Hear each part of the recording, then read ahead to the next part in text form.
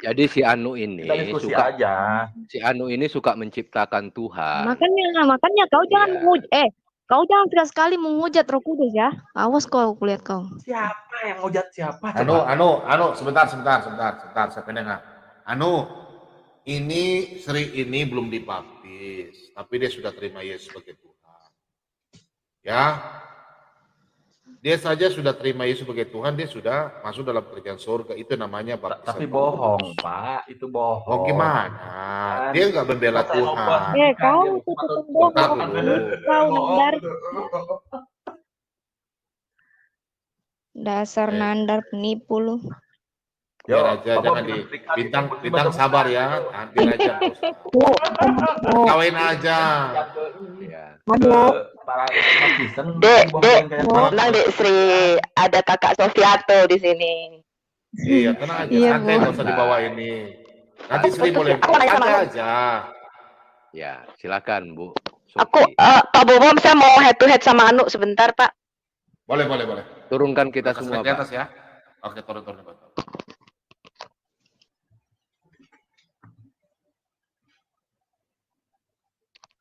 Oke. Halo, kok putus-putus ya suaranya? Bagus. Halo. Bagus. Ya, Anu, aku mau nanya. Kamu kan selalu yang pertanyaan orang Muslim kan klasik, di manakah Yesus berkata, "Akulah Tuhan, sembahlah Aku," kan gitu. Kamu mau tahu bahwa Yesus itu Tuhan apa bukan, kan gitu kan? Halo. Halo. Gak ada suaranya, Pak. Sinandar. Ya, emang. Woi. Emang di mana di Bible Yesus? Kalian kan semuslim selalu pengen tahu. Di manakah Yesus berkata, "Akulah Tuhan"? Mana? Coba. Justru Yesus. Ya, aku tanya. Kamu malah menyembah. Oke, aku begini. Coba tunjukkan ke aku yang kuat. Ya sudah, diam. Ya sudah diam, oke sudah diam. Mana tunjukkan ayatnya? Ayo, cepet. Ya sudah. Oke, aku akan jawab dan tapi gini Anu, aku akan nguji dulu logika kamu. Apakah kamu punya otak dan level IQ-mu sampai di mana? Bentar ya, aku tanya. Kamu tahu nggak? Sebentar. Ayo. Ya sudah, sabar. Ya, yuk. Ya, kamu yang mau sudah ada saya. Santai aja. Ya, sebentar Anu, kamu mau berdiskusi, kamu mau gantian ngomong apa kamu mau cerewet? Ya, kamu diam. Sekarang aku mau nguji logika kamu. Kamu tahu nggak yang sebentar, aku mau ngetes EQ kamu supaya kita tahu apakah kamu pantas berdialog dengan Sofia atau apa enggak. Kamu tahu nggak ada yang namanya bahasa tersirat? Aku tanya, kamu tahu nggak yang namanya bahasa tersirat? Aku buktikan ya, seorang nabi di Bible. Ayo. Ya sudah, sabar. Anu dengar dulu ya. Anu jangan begitu, nggak boleh diskusi begitu ya. Nah ini Pak Bom melantur. Ini orang melantur. Kamu laki-laki punya titik nggak? Kamu punya titik nggak? Ini Sofia, kamu bisa dengerin perkataan aku, bisa jawab nggak? Nandar memang no, sifatnya sama sekali nandar. Orang bicara dia cerewet, sama. Ini udah nandar. Sebelum aku jawab pertanyaan kamu, aku mau tahu logika kamu jalan nggak? Aku tanya, kamu tahu yang namanya bahasa tersirat nggak? Di dalam majas tata bahasa, kamu tahu nggak namanya bahasa tersirat? Yang udah jelas kamu ngerti nggak? Apa yang tersirat gimana? Ngerti apa enggak? Kalau kamu nggak ngerti, kamu nggak ngerti. Jelas di Bible nih. Yesus. Contoh ya, aku kasih tahu. Sebentar, aku kasih tahu kamu. Itu jelas. Sebentar, kamu gantian kalau ngomong. Gantian. Jangan rocos kayak ember. Kamu jangan rocos kayak cewek. Aku kasih tahu kamu nih. Contoh ya. Mana? Kalau ada cewek ngomong sama kamu, Anu, SMS sama aku ya. Anu, aku tiap kali ketemu kamu kok hatiku berdebar-debar ya, jantungku berdebar-debar ya. Menurut kamu cewek ini ngomong apa? Enggak lah, kamu jawab dulu pertanyaan aku. Kalau kamu nggak bisa jawab, artinya kamu nggak bisa berdialog dengan aku. Kamu jawab dulu pertanyaan aku. Kamu jawab dulu pertanyaan aku, No. Ini mah menghindar. Nggak bisa jawab kan? Jawab apa? Ini bagi orang Kristen ya, teman-teman. Saya kasih tahu bagi teman-teman cara jawabnya begini. Ya, Anda harus membalikkan Muslim karena Muslim ini kan logikanya itu nggak jalan. Jadi kalau teman-teman ditanya di manakah Yesus menyebut dirinya Tuhan, Anda balikkan dulu kepada Muslim. Anu, kamu diam dulu. Kalau kamu nggak bisa jawab, berarti kamu bukan levelku. membahas ini, ngomong ke sana kemari gitu. Kalian orang Kristen, Pak, tolong ditutup dulu Pak, dijahit vaginanya si Anu Pak, vaginanya dijahit dulu Pak, suruh diem Pak. Pak Bom ini mah nggak berkualitas Contoh ya teman-teman, Anda balikan dulu pertanyaan supaya Anda tahu level logikanya jalan nggak. Kalau ada ya orang ngomong misalnya nih, ada cewek ngomong nih sama cowok, gue kalau ketemu sama lu kok jantung gue berdebar-debar ya. Apa yang pertama kali tersirat di dalam pikiranmu kalau ada orang ngomong gitu ke kamu? Mana?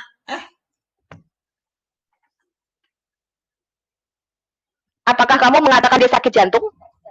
Pak Bom. Tentu yang kalian tangkap dari perkataan dari inilah, Pak Bom. Diam dulu Pak. Ini diam dulu Pak. Ngomong aja sendiri lah gitu, kayak persentase ini mah. EQ ku 147, EQ-mu berapa? EQ gue 147, EQ-mu berapa? 147 bodoh. Jawab dulu pertanyaan gue. EQ gue 147, EQ-mu berapa? Nah. Pak Bom, yang berkualitas aja ini mah ini nge-level Pak Bom, aku mah pengen yang berkualitas, yang berdalil berdasarkan Alkitab. Turunin dulu deh Pak, saya mau jawab dulu Pak, saya mau jelasin. Ya, jadi kalau di dalam aja bahasa, ya itu ada namanya bahasa tersirat. Ya, ketika teman saya datang ke rumah dia ngomong gini, ledeng lu mati ya, artinya dia minta air minum. Bener ya Pak Bom ya? Kalau ada orang misalnya ngomong SMS kita tiba-tiba, gue kalau ketemu sama lu kenapa jantung gue berdebar-debar? Kira-kira di otak kita nangkep dia ini orang ini mau ngomong apa? Oh dia suka sama kita kan gitu kan? Iya. Terus kalau tiba-tiba nih, gue sama teman gue ngomong begini nih, habis makan nih, duduk makan ya, gue ngomong perut gue mulus nih, gue mau ke belakang dulu ya. Yang di otak kamu yang tersirat, ya itu apa? Pasti kamu akan pikir, oh dia mau ke toilet, ya bukan dia ke belakang terus dia cuci piring maksudnya atau ke belakang ke dapur. Kamu langsung menangkap orang ini mau ngomongnya apa. Nah itu namanya orang cerdas. Ya, makanya Yesus dikatakan di dalam Mazmur 78, Tuhan itu kalau berbicara di dalam amsal atau perumpamaan, aku mau membuka mulutku mengatakan amsal atau perumpamaan. Kenapa Yesus kalau ngomong dalam bahasa perumpamaan? Kalau Anda mempelajari yang namanya ilmu komunikasi atau bahasa, ya Anda bisa konfirmasi. Cara orang berkomunikasi dengan menggunakan perumpamaan itu adalah cara komunikasi tingkat tertinggi. Makanya kalau Anda misalnya membaca filsuf, ya, entah itu Taoisme, Konfusianisme, terus Buddha, itu kalau ngomong itu nggak pernah jawabnya langsung. Ya, jawabnya lalu dia menggunakan satu jembatan analogi di mana dia menceritakan satu perumpamaan. Kenapa? Karena bahasa perumpamaan itu bagi orang yang punya kecerdasan atau intelektualitas tinggi, dia langsung nangkep. Tetapi menggunakan perumpamaan, ya dalam menggunakan suatu cerita atau perumpamaan di dalam kita berkomunikasikan sesuatu kepada orang itu, orang sederhana pun dia akan langsung ngerti. Nah itulah sebabnya di dalam Alkitab Tuhan itu berkata-kata di dalam amsal atau perumpamaan sesuai dengan Mazmur 78. Aku mau membuka mulutku mengatakan perumpamaan atau amsal. Kalau Anda lihat di dalam Alkitab kita, amsal yang paling banyak dibuat itu adalah Raja Salomo. Karena Tuhan memberikan hikmat yang tidak pernah diberikan kepada manusia lain, hanya kepada Salomo. Tuhan memberikan suatu karunia yang namanya tidak ada orang yang lebih berhikmat daripada kamu. Dan Salomo dikatakan di dalam Alkitab mengubah kira-kira mungkin, saya kalau nggak salah Pak Bomo mungkin ingat ya, 3.000 amsal atau berapa. Ya, dia menggunakan yang namanya bahasa perumpamaan. Tadi saya kasih contoh kecil. Kalau orang misalnya mengatakan, perutku mulus nih, aku mau ke belakang. Kalian langsung menangkap, oh dia mau ke toilet. Ya, kalau ada cewek misalnya, ya ngomong sama kalian cowok misalnya gitu. Kenapa ya gue kalau ketemu sama lu kok jantung gue deg-degan nih? Lu nggak akan berpikiran dia kena sakit jantung dong. Lu pasti ngerti maksudnya dia, oh dia ada rasa sama gue. Itu kalau lu cerdas gitu ya. Kalau lu goblok ya mungkin lu pikiran, oh ini orang kena serangan jantung kan, mungkin lu pikir gitu. Tapi kita saja di dalam bahasa yang sederhana kita bisa menangkap hal ini. Nah, ketika di dalam Alkitab kita, ya firman itu ketika dia menjadi manusia, tampaknya di depan orang-orang Yahudi pada waktu itu kan sesosok manusia, ya sesosok manusia yang punya darah daging, punya rambut, Manusia, Yesus 100% manusia, normal, like everybody else. He looks exactly like human being. Ya, ketika Yesus mengatakan a divine speech, sesuatu yang ilahi, dia mengatakan, aku turun dari surga. Akulah roti hidup yang turun dari surga. Barang siapa makan roti ini, dia tidak akan mati. Melainkan dia akan hidup kekal selama-lamanya. Orang heran, loh, kamu kan anaknya Yusuf. Maria ibumu dan saudara semua ada bersama kami. Kami kenal siapa engkau. Bagaimana mungkin kamu mengatakan kamu turun dari surga? Kemudian Yesus mengatakan, aku berkata kepadamu, kalau kamu tidak percaya, Yohanes 8, kamu tidak percaya akulah dia, ya, Allah yang turun dalam rupa manusia, sang anak Allah ini, kamu akan mati loh di dalam dosamu, kata Yesus. Kemudian orang Yahudi mau mengambil batu, mau melempari Yesus dengan batu, karena Yesus mengklaim bahwa dia sebelum Abraham ada, ya, sebelum Abraham jadi, Yesus berkata, aku sudah ada.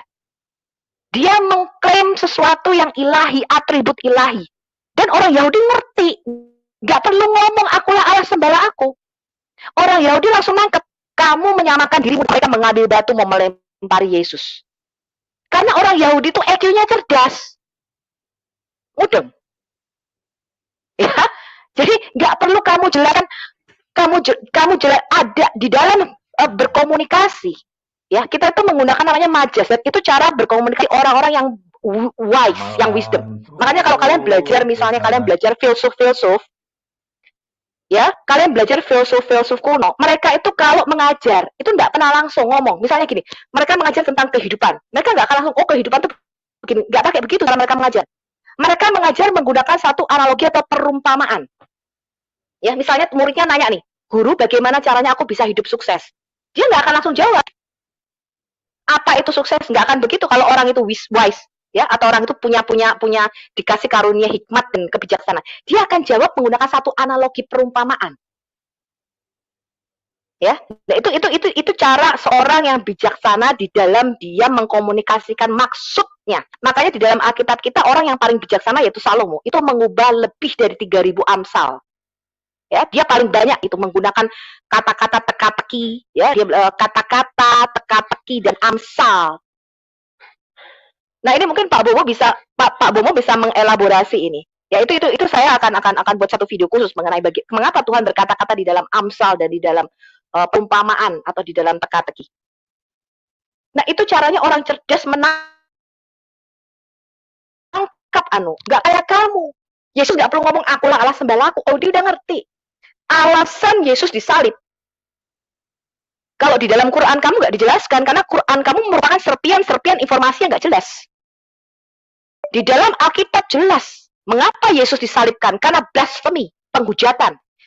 Yesus menyamakan dirinya dengan Allah. Itulah alasannya orang Yahudi menyalibkan dia. Kalau di Quran nggak jelas, nggak ada alasannya. Ya, jadi kalau kamu mengatakan di mana Yesus berkata akulah Allah sembala aku, kamu jawab dulu pertanyaan ini. Mengapa Yesus mau disalibkan orang Yahudi? Alasannya apa? Karena Yesus mengatakan akulah Allah. Dan kalau kamu tidak percaya akulah dia, kata Yesus, kamu akan mati di dalam dosamu. Dan bukti bahwa perkataan Yesus benar adalah dengan kebangkitannya dari antara orang mati. Itu memeteraikan semua perkataan Yesus. Kalau dia nggak bangkit, ya berarti omong kosong. Kayak kamu, Anu. Kalau ngomong gedabrus, nggak ada buktinya. Tetapi puji Tuhan, Bilangan 23 ayat 19, Allah bukanlah manusia yang suka berdusta kayak mulutmu, Anu. Ketika dia berkata, Yesus mengatakan 3 kali, anak manusia harus menderita, masuk ke Yerusalem. Kemudian harus mati dan bangkit pada hari ketiga. 3 kali Yesus ngomong begini, dan itu ditepati. Makanya ketika Yesus bangkit dari antara orang dan kuburnya kosong, Yohanes dan Petrus lari ke kubur itu. Begitu Yohanes melihat kubur kosong itu, dia langsung ngerti. Karena Yesus sudah ngomong 3 hari kemudian dia akan bangkit. Dia langsung nangkep. Nggak perlu ngomong, ini loh aku sudah bangkit. Nggak perlu. Dia cuma ngelihat, orang cerdas nih ya. Dia cuma ngelihat, dia bisa mengkoneksikan sesuatu di dalam otaknya. Dia bisa menghubungkan, menganalisa sesuatu informasi di dalam otaknya. Yohanes langsung ngerti loh. Begitu melihat kubur Yesus kosong, Petrus nggak ngerti. Ya, dikatakan di dalam Alkitab kita, Petrus berlari melihat kubur kosong, kain lampinya terlipat, Petrus nggak mudeng loh. Berarti EQ-nya Yohanes itu lebih tinggi dibanding EQ-nya Rasul Petrus. Ya, Karena begitu Petrus melihat itu, dia dia dikatakan dia bertanya-tanya di dalam hatinya apa yang terjadi. Dia nggak mudeng. Maksudnya apa nih? Tetapi dikatakan di dalam Alkitab, begitu Rasul Yohanes melihat kubur kosong itu, responnya beda loh. Langsung dikatakan, langsung dia mengerti. I get it. Yesus mengatakan dia bangkit. Karena Rasul Yohanes punya hubungan yang paling dekat dengan Yesus. Ya. Nah, ini cara perbedaan. Kalau misalnya kita suami istri, ya suami istri kali suami istri itu kadang-kadang nggak perlu ngomong loh, nggak perlu, kadang-kadang ya misalnya kalau bagi Pak Bombo misalnya, Pak Bombo yang dekat dengan Pak Bombo bisa cerita, kadang-kadang nggak perlu ngomong, istri sudah tahu loh, bikin ke kopi sore. Kamu kok tahu sih? Karena apa? Kayak ada bahasa hati, ada sesuatu yang korek, nggak perlu ngomong, kamu udah tahu. Kamu udah tahu, cuma dilirik matanya sudah ngerti, oh bikin kopi. Oh singkong gorengnya datang. Dia sudah tahu, itu habit, kebiasaan. Nah, aku heran dengan Muslim yang tidak bisa membaca sesuatu yang tersirat. Ini aneh. Ya, karena di dalam berkomunikasi, manusia itu menggunakan dua majas, satu tersirat, satu tersurat. Itu sudah umum, itu adalah ilmu di dalam komunikasi. Nah, kalau kalian mempelajari yang namanya ilmu komunikasi bahasa, maka tingkat komunikasi paling tinggi antar manusia nih, kalau dia punya kecerdasan yang tinggi, itu dia berkomunikasi dengan menggunakan perumpamaan atau amsal. Makanya Homo dikatakan punya tingkat kecerdasan yang melebihi orang rata-rata, dia menggubah 3.000 amsal. Ya, ini caranya orang cerdas berkomunikasi. Yesus nggak perlu ngomong akulah Allah sembahlah orang Yahudi langsung ambil batu langsung tahu. Oh, kamu mengklaim, kamu menyamakan dirimu dengan Allah. Karena orang Yahudi cerdas, dia tahu apa yang Yesus klaim. Nah, kamu baca baca Alkitab bolak-balik kok masih rak mudeng. Berarti IQ-mu rendah banget Pak Anu. Ya, itu sih yang mau saya sampaikan teman-teman. Boleh saya tambahkan, Bu? Ya, boleh. Boleh saya tambahkan? Ya, Boleh. Boleh saya. Ya, jadi si Nandar ini, ya Bu, otaknya kan tidak ada. Yesus sebagai orang Yahudi, tulen, bukan KW. Bukan KW seperti si Yitzhak yang bisa menyamakan YHWH, bukan roh katanya. Menyamakan dengan Allah yang enggak jelas. Orang Yahudi, Yesus itu paling dilarang untuk menyebut nama Tuhan. Menyebut nama YHWH itu. Apalagi kalau dia mengaku akulah Tuhan. Pasti kan dalam bahasa Ibrani, Ani Yahweh, Ani Hashem, Ani Adonai. Langsung saat itu juga Pak, Bu, langsung dirajam batu, mati. Nah, si Anu ini otaknya nggak pernah sampai ke situ, Bu Sofiatul. Ya, karena kan saya mau menjembatani bahwa di dalam berkomunikasi. Yesus memang seorang nabi. Iya. Ketika Yesus mengatakan ya, akulah roti hidup yang turun dari surga, akulah jalan kebenaran dan hidup. Itu dia sudah mengklaim sesuatu. Kayak tadi loh, ya. Temen gue datang ke rumah, dia cuma ngomong, ledengmu mati ya. Ledengmu mati ya. Saya tahu dia minta air. Mudeng ya. Jadi dia nggak perlu ngomong secara eksplisit, ya. Tetapi dia bilang, ledengmu mati ya. Kita tahu gitu loh. Oh iya dia minta air kan gitu kan? Dia minta minum. Itu orang cerdas gitu loh. Ya. Sebenarnya Bu Sofiatul, kalau ini Chiller yang ngomong Bu, bukan Pak Lidara. Tadi kan Pak Bombom ada menampilkan ayat.